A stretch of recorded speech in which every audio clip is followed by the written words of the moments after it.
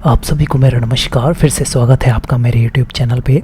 आज इस वीडियो में हम बात करेंगे एलर फ्लो नेज़ल स्प्रे के बारे में, और इस नेज़ल स्प्रे के बारे में पूरी डिटेल हम जानेंगे। एक एक जानकारी हम बारीकी से समझेंगे इस दवाई के बारे में। और आप अगर इस दवाई के बारे में जानना चाहते हैं तो आपको बिल्कुल भी चिंता करने की जरूरत नहीं है। मैं अच्छे से इस वीडियो में आपको इस दवाई के बारे में जानकारी दूंगा, इसलिए इस वीडियो को आप बिल्कुल आखिरी तक देखें, अच्छे से देखें। और आपने मेरे चैनल को सब्सक्राइब नहीं किया है तो प्लीज़ अभी सब्सक्राइब करें, क्योंकि इस चैनल पर आपको ए से लेकर जेड तक दवाइयों की सीरीज और काफ़ी हेल्थ टिप्स भी आपको इस चैनल पर देखने को मिलेंगी। चलिए शुरू करते हैं। देखिए, एलर फ्लो नेज़ल स्प्रे की अगर बात करें, ये जो दवाई है ये बनाई जाती है डॉक्टर रेड्डी द्वारा। देखिए, ये जो दवाई है ये एक ब्रांड नेम है। इस ब्रांड के कंपोजिशन की अगर हम बात करें तो इसके अंदर पाया जाता है फ्लूटिकासोन। देखिए, ये जो फ्लूटिकासोन होता है इसकी मात्रा की अगर बात करें तो 27.5 माइक्रोग्राम इसके अंदर जो है फ्लूटिकासोन आता है।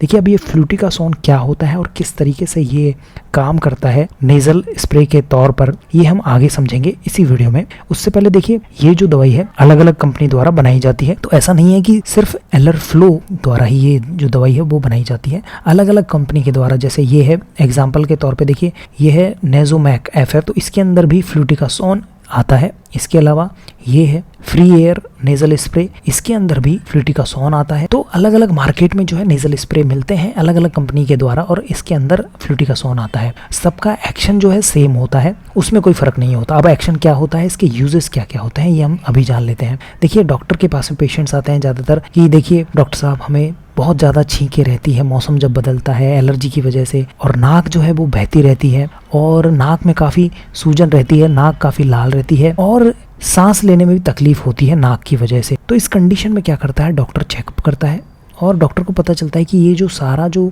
नाक से रिलेटेड जो सिम्टम्स हैं, नाक से रिलेटेड जो परेशानी है वो एलर्जी के द्वारा है। एलर्जी की वजह से जो छींकें आ रही हैं या फिर नाक से पानी आ रहा है, ये सारी जो परेशानियां हैं वो इस नेज़ल स्प्रे के द्वारा जो है डॉक्टर जो है सही करता है। तो उस पेशेंट का चेकअप करने के बाद में डॉक्टर क्या करता है, इसी स्प्रे का जो है उपयोग डॉक्टर पेशेंट को बताता है। तो इससे क्या होता है, जो नाक में जो सूजन आती है, जो इरिटेशन होती है एलर्जी की वजह से, छींकें आती हैं जिससे, और थोड़ा जो स्टफी नोज, मतलब जो नोज में ना काफी भराव फील होता है, भरा भरा फील होता है, वो इस नेज़ल स्प्रे से सही होता है। और इसे क्या करते हैं, जो नाक की जो दोनों नोस्ट्राइल्स होती हैं, नाक के दोनों जो छेद होते हैं, उनमें इसे डायरेक्टली जो है अप्लाई किया जाता है पेशेंट द्वारा। तो इससे क्या होता है, ये सारे जो सिम्टम्स मैंने बताए उसमें आराम आता है।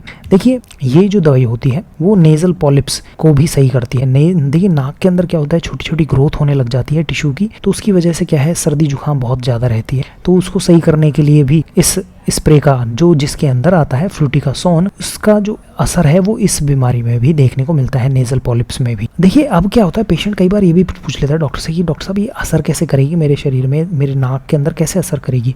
तो ये दवाई जो क्या करती है, देखिए फ्लूटिकासोन जो होता है वो एक तरीके का स्टेरॉइड होता है, वो हम आगे जानेंगे। तो ये क्या करता है, इन्फ्लामेशन को कम करता है, हमारी नाक के अंदर जो लेयर होती है उसमें इन्फ्लामेशन को कम करता है, जिससे क्या होता है, ब्रीथिंग जो है वो काफ़ी आसान हो जाती है, सांस लेने में बहुत अच्छा लगता है। तो ये जो दवाई होती है वो नेज़ल स्टेरॉइड होती है, जो नाक के अंदर जो है वो इन्फ्लामेशन को कम करती है, डायरेक्टली ये जो है काम करती है हमारे नाक के अंदर। तो इस तरीके से ये जो है दवाई काम करती है, और इस तरीके से डॉक्टर जो है आमतौर पर पेशेंट्स को समझाते भी हैं। देखिए, साइड इफेक्ट्स जान लेते हैं इस दवाई के। देखिए, कॉमन साइड इफेक्ट्स की अगर हम बात करें तो नेज़ल इरिटेशन हो सकती है, नेज़ल में, क्योंकि नाक में इसको डायरेक्टली अप्लाई करते हैं तो नेज़ल इरिटेशन हो सकती है। हेडक भी किसी किसी पेशेंट में देखने को मिला है, और कई बार नाक से जो है खून भी आ जाता है। लेकिन ऐसा नहीं होता कि हर पेशेंट में ये सारे साइड इफेक्ट्स देखने को मिले, किसी किसी पेशेंट में ही ये सारे साइड इफेक्ट जो है देखने को मिलते हैं। इसलिए इस दवा का उपयोग आप डॉक्टर की सलाह से ही करें। देखिए, कॉन्ट्राइंडिकेशन जान लेते हैं कि किन कंडीशंस में। देखिए, कई बार क्या होता है, डॉक्टर ही से ही पेशेंट पूछ लेता है कि डॉक्टर साहब मैं किन कंडीशंस में इसे उपयोग में ना लूं। देखिए, कईयों को क्या होता है कि अस्थमा की शिकायत होती है, और अस्थमा का एकदम से अटैक भी आ जाता है कईयों को। तो अगर अस्थमा का अटैक आया है तो इस दवाई का उपयोग नहीं करना,